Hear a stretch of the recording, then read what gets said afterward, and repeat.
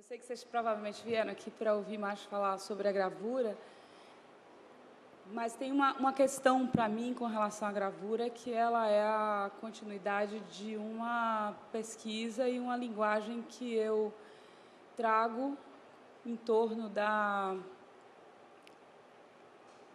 cultura africana, a cultura afro-brasileira especificamente. Então, o uso da técnica, ele é uma certa continuidade com relação a isso. Então, eu não posso falar da gravura isoladamente, sem traçar mais ou menos o percurso de onde ela veio para mim, na minha forma de expressão, como ela existe atualmente, né? Então, eu realmente preciso da cola para isso, e eu preciso da ajuda dos meninos para clicar, porque eu sou tão ruim no computador que eu não sei nem fazer clique. Eu entendo de gravura. Isso. Então,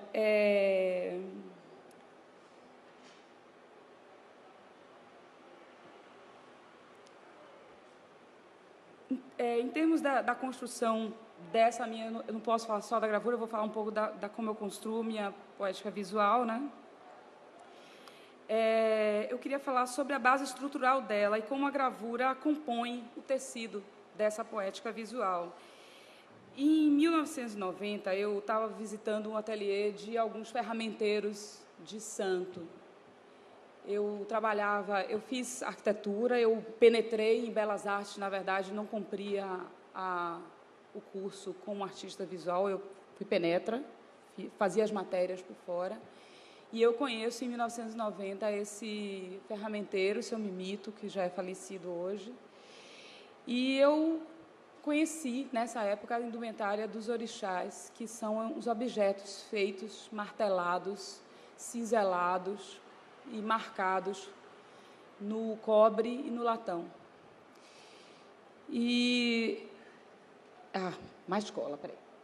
Então, nesses objetos, eu vou passar para a próxima imagem, também numa que ele está segurando, é um xerém para Xangô. São marcados os símbolos referentes aos orixás, né? As entidades que vão usar, as indumentárias, os objetos de mão e tudo. E aí você vai ver alguns desses objetos que, na época, eu fiz.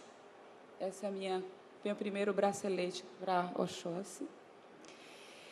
E, durante esse período, me dediquei exclusivamente à confecção dessa indumentária, né? Eu fiquei também muito interessada a me inteirar dos conceitos filosóficos que estavam por detrás dessa indumentária. Eles são símbolos, mas eles contam histórias. E eu, nessa época, também conheci uma professora que veio para o curso de mestrado ou doutorado, que na época tinha Escola de Belas Artes, Maria Amélia Bulhões. Eram duas professoras, Sandra Rey e Maria Amélia Bulhões. E, nessa época, ela trouxe alguns comentários sobre a questão do sagrado na arte e que me ajudaram muito a situar bastante qual era o meu interesse, onde que o meu interesse se encaixava, como é que eu entendia aquilo que estava me puxando para dentro dele, né?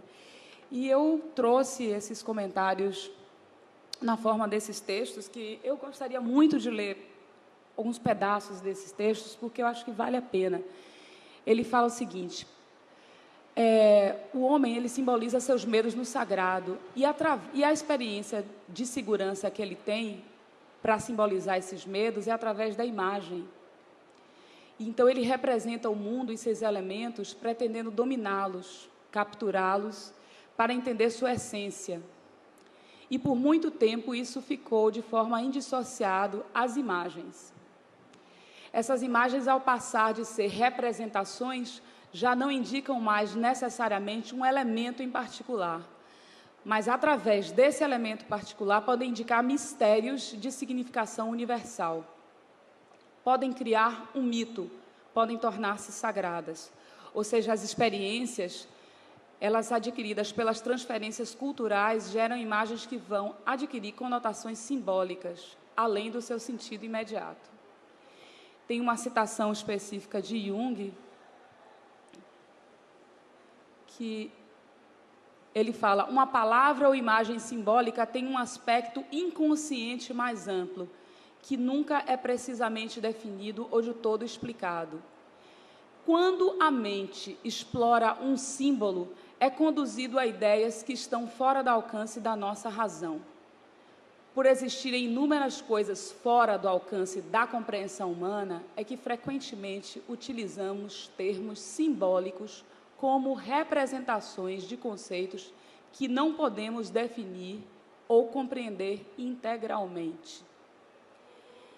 Então, o que estava acontecendo comigo na tentativa de explorar esses símbolos, de compreender as matrizes que estavam dando corpo na forma de símbolo e dessas representações, eu comecei, então, num certo aspecto, a tentar buscar onde estava o kernel, o embrião do que estava por detrás do próprio símbolo. Algumas coisas me auxiliaram bastante nesse processo. Por exemplo, haviam contos, existem contos da cultura iorubá, que fala, por exemplo, de um orixá chamado Oxóssi. Ele dança com 2 capangas, 2 bolsinhas nas laterais do corpo. E essas 2 bolsinhas contêm a mesma substância. Essas substâncias estão em dinamizações, vamos dizer, diferenciadas.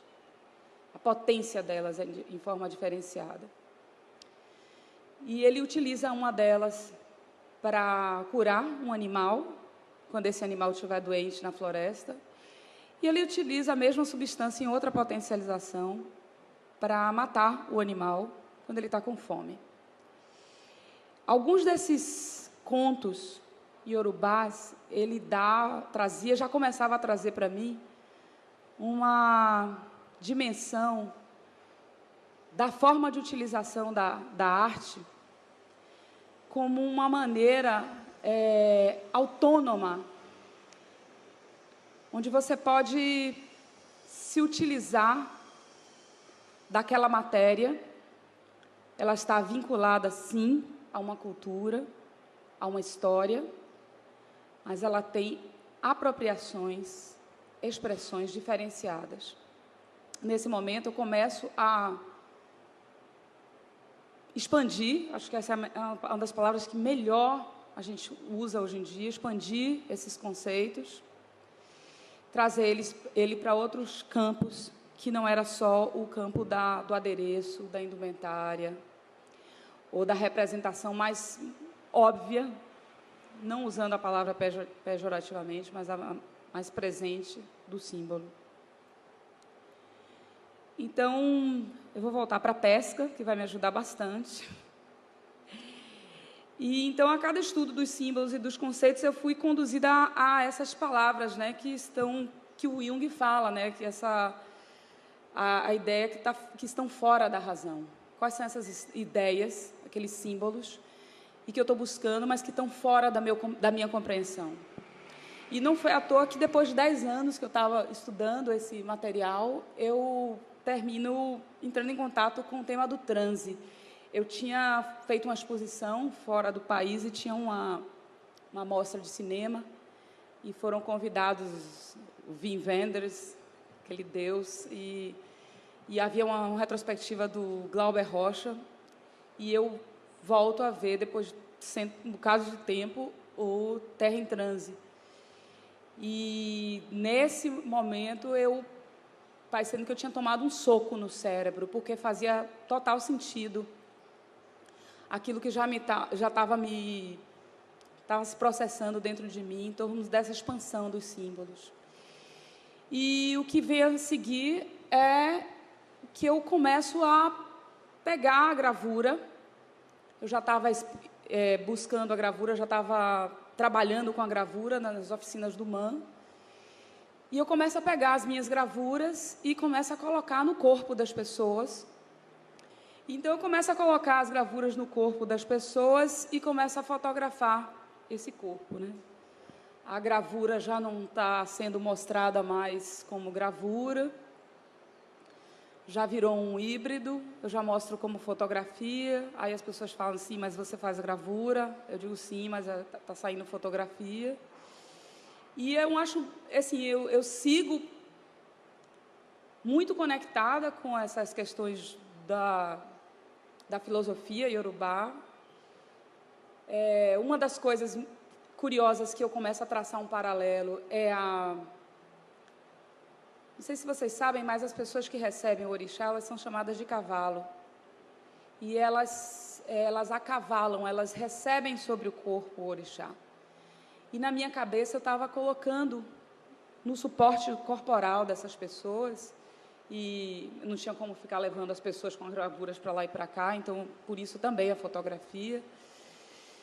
E eu começo a me interessar por esse cavalo carregando essas matrizes sobre o corpo.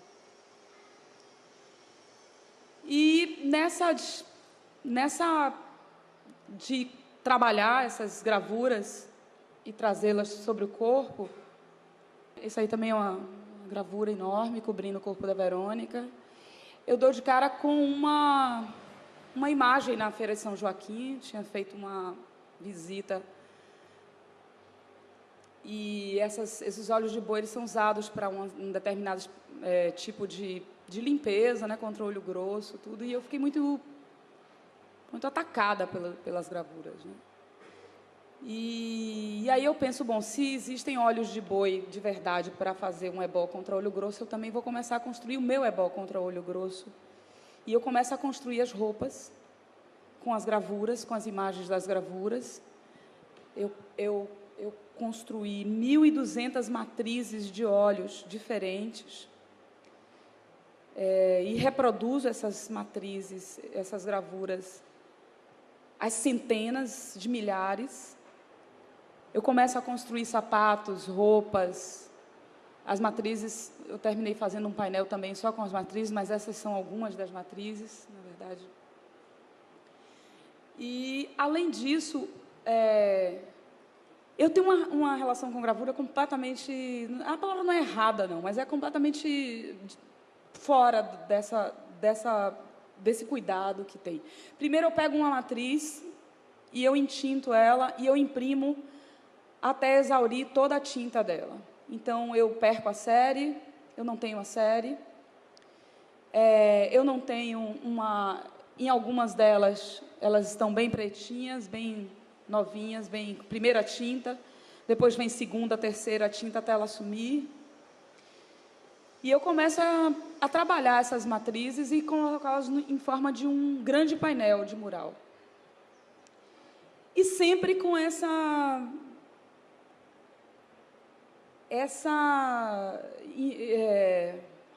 apego ou essa tomada por uma obsessão relacionada ao transe.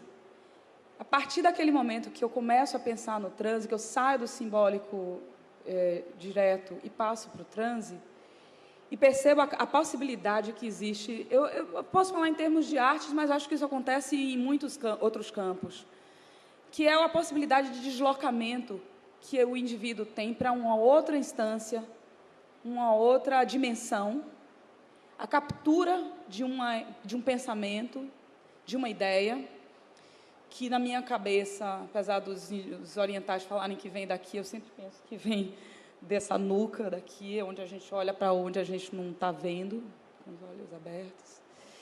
E esse deslocamento do artista que vai para um outro campo, que captura uma ideia, ou ele é capturado por uma ideia, e, se ele for muito esperto, ele vai dar permissão, sem achar muitas coisas, sem querer muita coisa, para que essa ideia venha da forma mais íntegra possível, sem biju, né? Sem desejos de belezuras, de lindezas, como diz Flávio Lopes. E aí eu começo a trazer para esses painéis, essas gravuras, com impressões em diferentes momentos.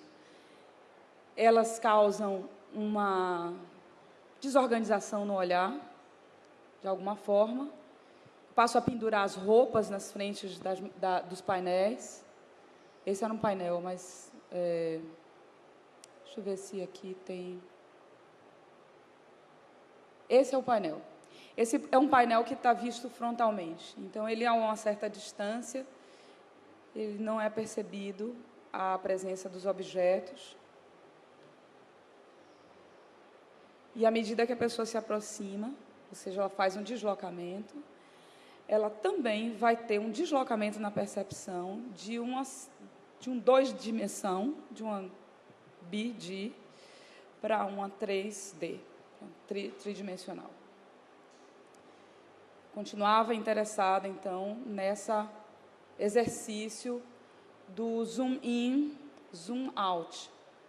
Ou seja, o que é que eu percebo, o que é que meu olho me diz, a primeira visão dessas pessoas e dessas salas, dessa sala, desse lugar, e o que é que, à medida que eu percorro, à medida que eu a rodeio, à medida que eu me aproximo, eu posso perceber melhor sobre aquilo que está à minha frente. Então, essa é uma aproximação desse sapatinho lá em cima. A calça, não sei se vocês estão enxergando direito.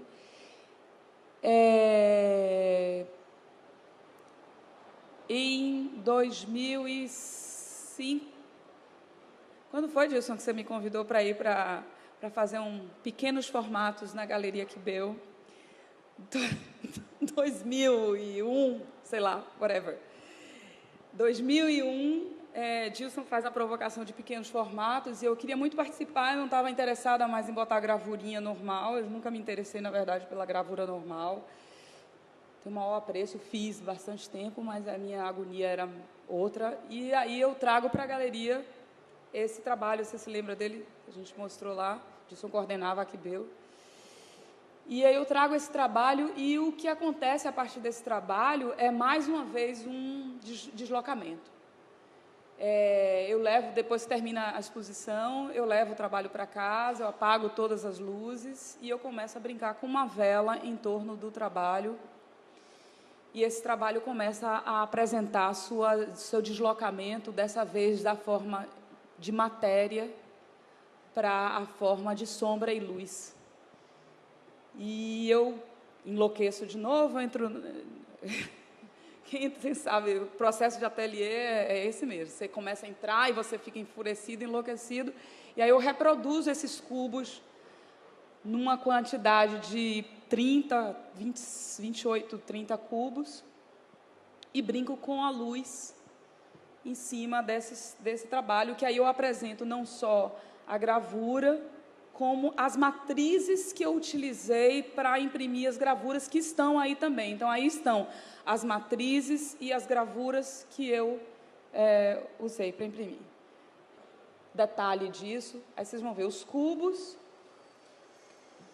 e as matrizes também, em algum momento tem matrizes ali também. E aí assim, para mim é muito, assim, eu fico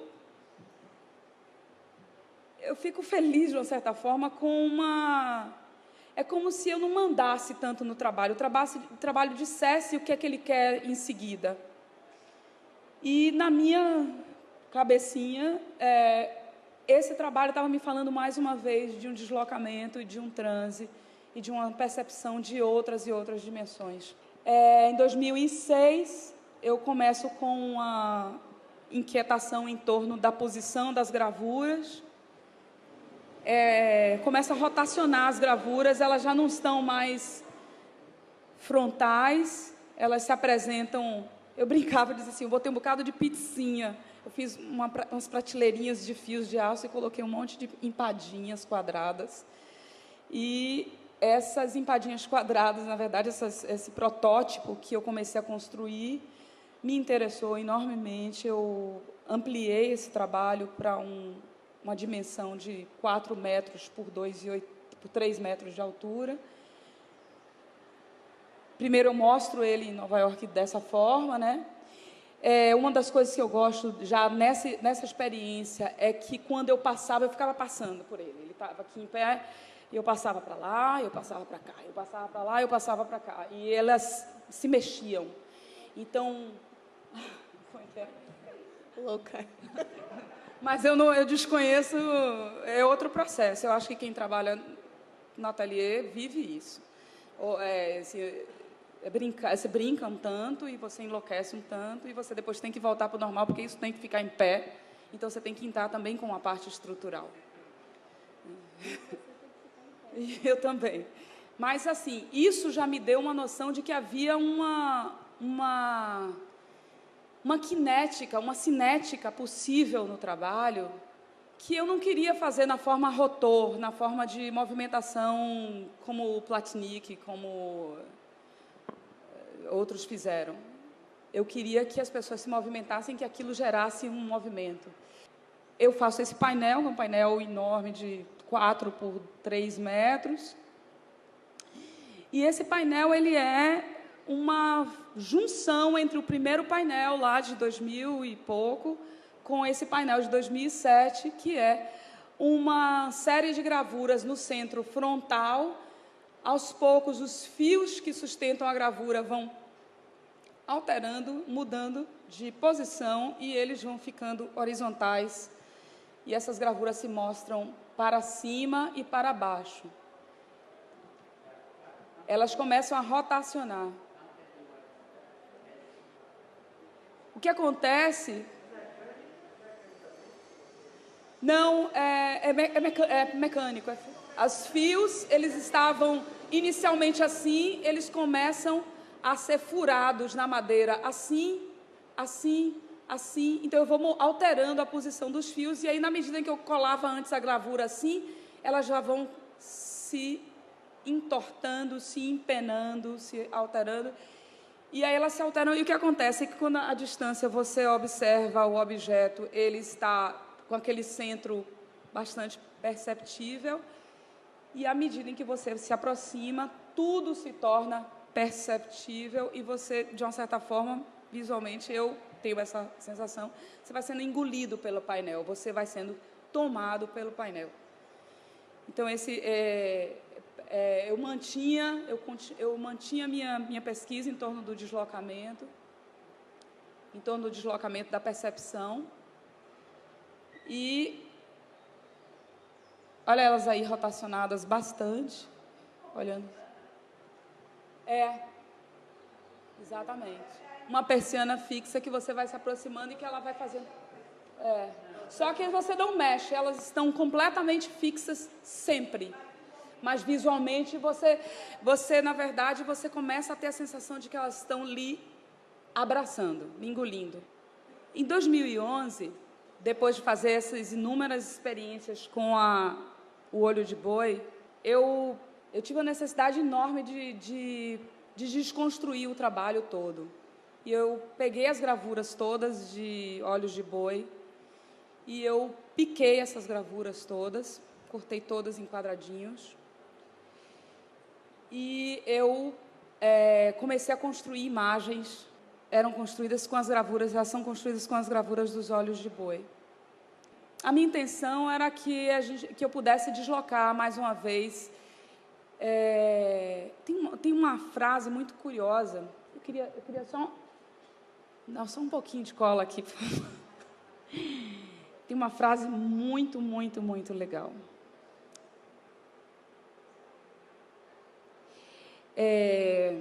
Nesse texto da Maria Amélia, que se chama A Figura como Forma Simbólica, ele fala o seguinte: a arte contemporânea parece desfazer-se da figuração seguindo 3 vertentes básicos. A primeira tendência identificada abandona totalmente a referência ao mundo real, adotando a abstração como regra. Essa é uma tendência, uma vertente. A segunda dilui a figura, mas sem deixar que ela desapareça totalmente.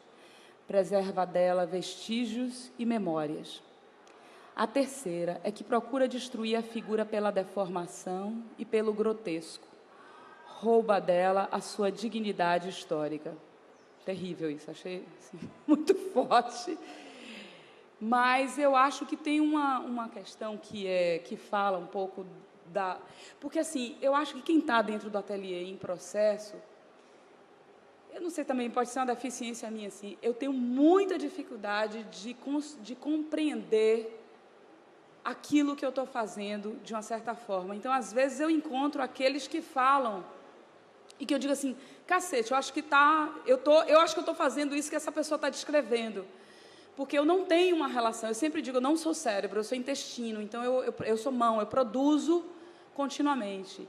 Então, eu encontro algumas coisas que falam, que expressam bem, que pelo menos eu entendo o que está falando, aquilo que eu estou atuando, a minha ação. E o que eu vi que estava acontecendo, na verdade, era essa destruição, que, na verdade, uma decomposição, e que, no final das contas, ela era uma destruição não no sentido de desaparecimento, mas no sentido mais de multiplicação da imagem. Então, eu comecei a entender que essa desconstrução ela tinha um outro lugar, e que esse outro lugar, além do lugar físico, eu passo a chamar um outro maluco para trabalhar comigo, um outro desconstruidor de imagens também, que é o Tracy, que é um fotógrafo e videomaker, e a gente começa a trabalhar a gravura e o vídeo associados. E, na minha cabeça, de novo, eu estava em deslocamento. Eu disse assim, achei uma prancha de surf para a gravura se mover. Além de querer que ela se movesse parada, eu achei um vídeo para ela poder trabalhar junto. E uma coisa bacana que nessa associação nem o meu trabalho é anulado pelo dele, nem o trabalho dele, porque o trabalho de vídeo é potente, é televisão. Se ele não estiver muito bem junto da obra, ele vai comer a obra. Mas esse é o trabalho que a gente construiu, então, onde eu pego essa moça construída por gravuras, ela mergulha nesse quadrado de parafina, mas dentro tem um corpo, uma peça de gravuras também.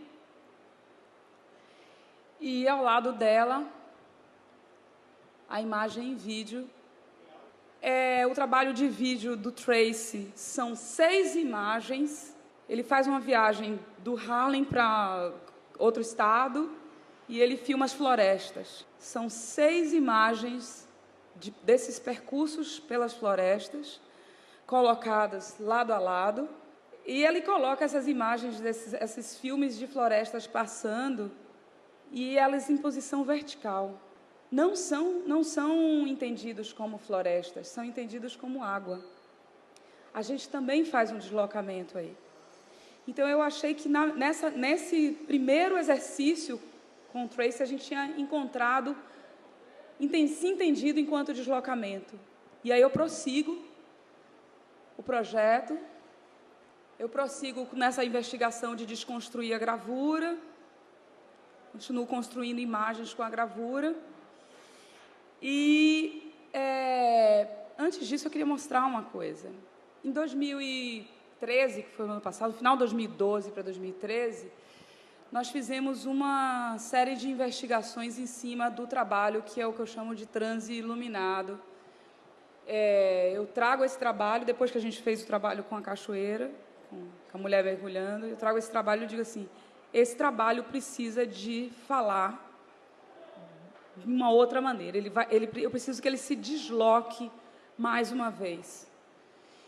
Para o Vídeo Brasil, a gente constrói esse trabalho, que são os cubos. Ele começa da forma como a gente conheceu ele em 2005.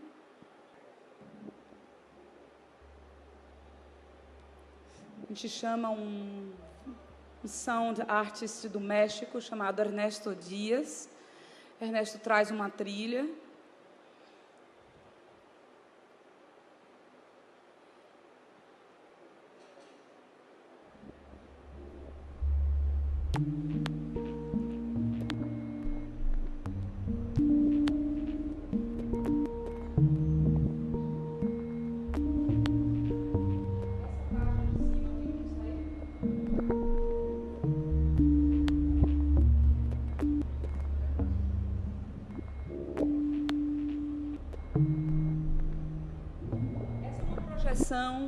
3 projetores sincronizados.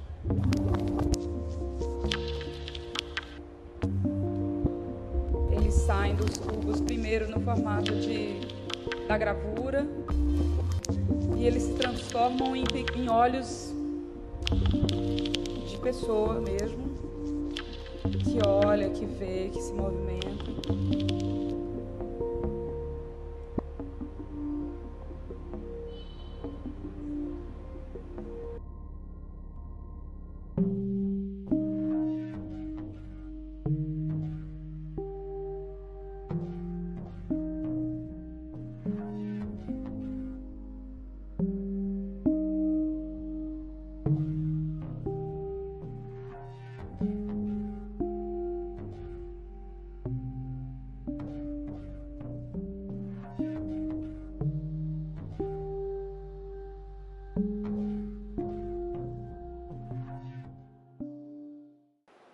Nós estamos sempre processando novos trabalhos, assim, mantendo essa relação da gravura com o vídeo.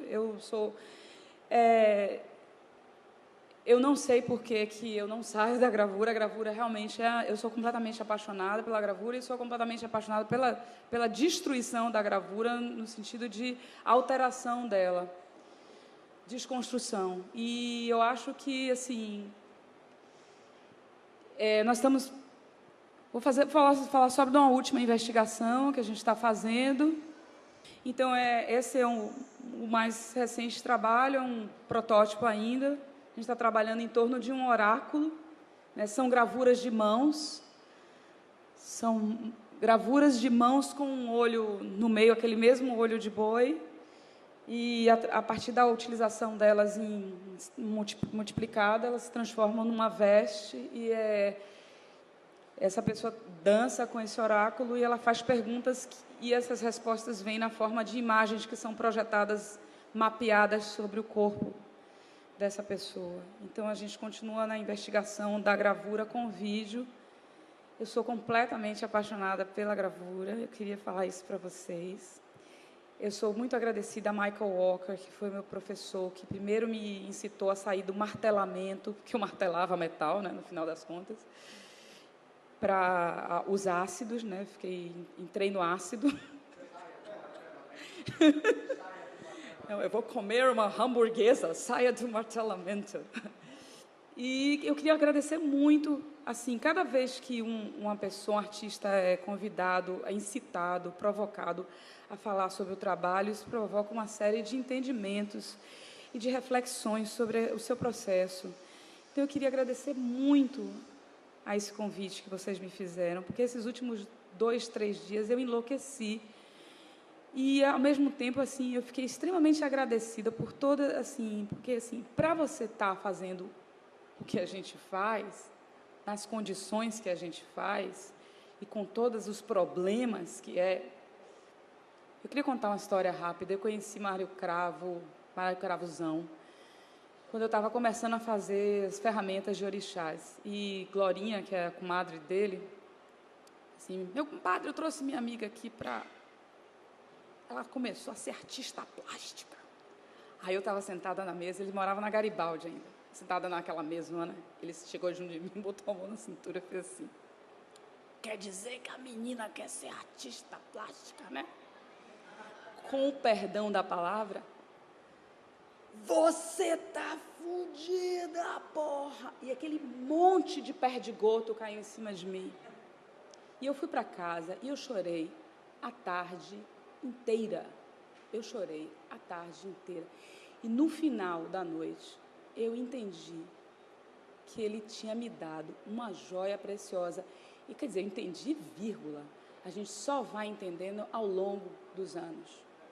Então, é um trabalho de enlouquecer e a gente só consegue, às vezes, ter um vislumbre pequenininho daquilo que a gente faz, quando a gente consegue pôr essas coisas nessa perspectiva, até se distanciar um pouco e como se estivesse falando dela lá, Eneida. Então, eu queria agradecer muito por essa oportunidade, foi muito bacana ter vindo aqui. E espero que vocês tenham gostado. E eu não tenho mais nada para falar, apesar de ter 2 horas.